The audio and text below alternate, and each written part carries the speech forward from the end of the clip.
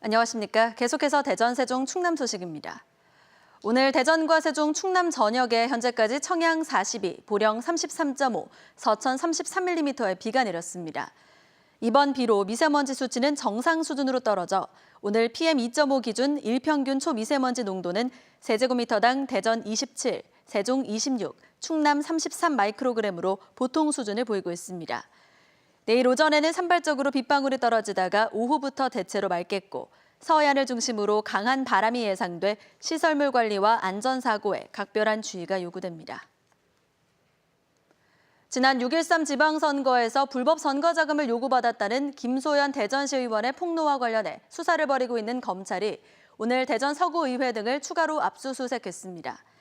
대전지검은 공직선거법 위반 혐의로 구속된 자원봉사자 A씨에게 돈을 준 혐의로 대전 서구의회 소속 B의원을 피의자 신분으로 전환하고 이 의원의 의회 사무실과 자택을 압수수색해 관련 자료를 확보하고 있습니다. 한편 육동일 자유한국당 대전시당 위원장은 이번 사건으로 높은 지지율에 취한 집권 여당은 개혁성과 도덕성을 상실해 국민들이 실망하기 시작했다며 강도 높게 비판했습니다. 충청권은 물론 전국 정치권의 쟁점으로 떠오른 KTX 세종역 추진을 세종시가 공식화했습니다. 내년에 관련 예산을 편성하는 동시에 정부의 예비타당성 조사 면제도 요청하겠다고 못을 박았는데요. 하지만 최근 호남권에서 요구하는 직선화는 현실적으로 어렵다며 한 발 물러섰습니다. 김윤미 기자입니다. 그동안 충북의 반발 등을 감안해 구체적인 행보를 아꼈던 이춘희 세종시장이 KTX 세종역 신설 추진을 공식화했습니다. 교통연구원 등 전문기관에 세종역 설치를 위한 연구 용역을 맡길 1억 5천만 원을 내년도 예산안에 담은 겁니다. 세종역과 관련해 별도로 예산을 편성한 건 이번이 처음입니다. 하지만 용역에는 기존의 발산리에 추진해온 간이역 형태만 포함될 뿐 최근 호남권에서 요구하는 직선화 노선은 제외됩니다.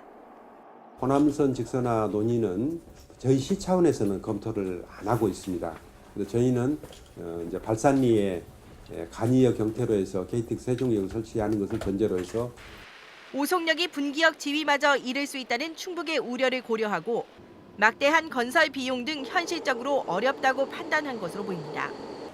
이미 한 차례 발목을 잡았던 예비 타당성 조사를 아예 건너뛸 수 있는 대책도 추진합니다. 정부가 오는 12일까지 각 시도에 2개씩 요구한 예비 타당성 조사 면제 사업에 최우선 순위로 KTX 세종역을 올릴 계획입니다. 예타 면제 대상의 대상 사업 취지에 비춰서 보면은 저희는 KTX 세종역이 우리 시로서는 대표적인 사업이 아닐까 생각을 해서. 하지만 충북에서는 발산리 간이역도 허용할 수 없다는 입장. 여기에 초당적인 추진 모임까지 결성한 호남 지역 국회의원들이 조만간 이낙연 국무총리 등과 면담에 나서고 9개 상공회의소가 공동으로 성명을 내는 등 호남권 목소리가 확산하고 있어 세종역을 둘러싼 셈법은 여전히 복잡합니다. MBC 뉴스 김유미입니다. 행정수도 완성 세종시민대책위원회가 어제 국회 사무처에 대한 국정감사에서도 도마에 오른 국회 분원 설치를 위한 연구 용역비 미집행과 관련해 유인태 국회 사무총장을 맹비난했습니다. 대책위는 용역비 집행을 촉구하는 국회의원들의 질의에 대해 유 사무총장이 개헌이나 국회법 개정을 통해 국회가 방향을 먼저 결정해야 한다면서 선제적인 조치를 거부했다며 변명으로 일관한 직무유기라고 규탄했습니다.